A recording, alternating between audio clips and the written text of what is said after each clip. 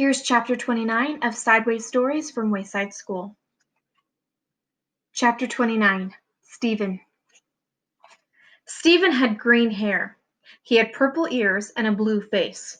He wore his sister's pink dancing shoes and green leotards. The leotards matched his hair. He was all dressed up as a goblin for Mrs. Jewell's Halloween party. But unfortunately, it wasn't Halloween. "Ha ha, you look stupid," said Jason. Jason was Stephen's best friend. "So do you," said Stephen. "Boy, are you dumb," said Jenny. "Halloween is on Sunday. Today is only Friday." "You're the one who's dumb," said Stephen. "Ha!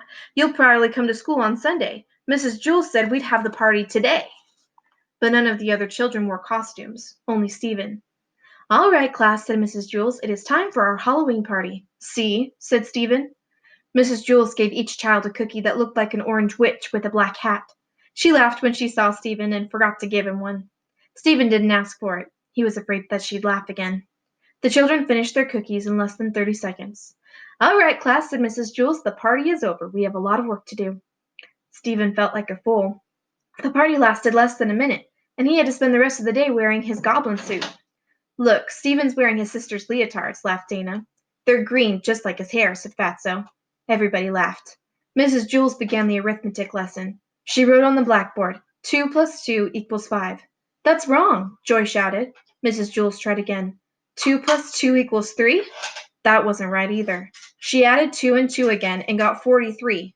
It was useless. No matter how hard she tried, she could not get 2 plus 2 to equal 4. "I don't understand it," she said. "They've always equaled 4 before." Suddenly she screamed. The chalk turned into a squiggling worm. She dropped it on her foot. Then all the lights went out, and the blackboard lit up like a movie screen. A woman appeared on the screen. She had a long tongue and pointed ears. She stepped off the screen and into the classroom. It was the ghost of Mrs. Gorf. Mrs. Gorf ran her fingernails along the blackboard. "Trick or treat, you rotten kids," she said. "Now I'll get even with every last one of you. Where's Todd?" "Who's that?" asked Mrs. Jewell. "Mrs. Gorf," said Damien. "Who's Mrs. Gorf?" asked Mrs. Jewell. "She was the meanest teacher we ever had," said Rondi. "What happened to her?" asked Mrs. Jewell. "Louis ate her," said Jason.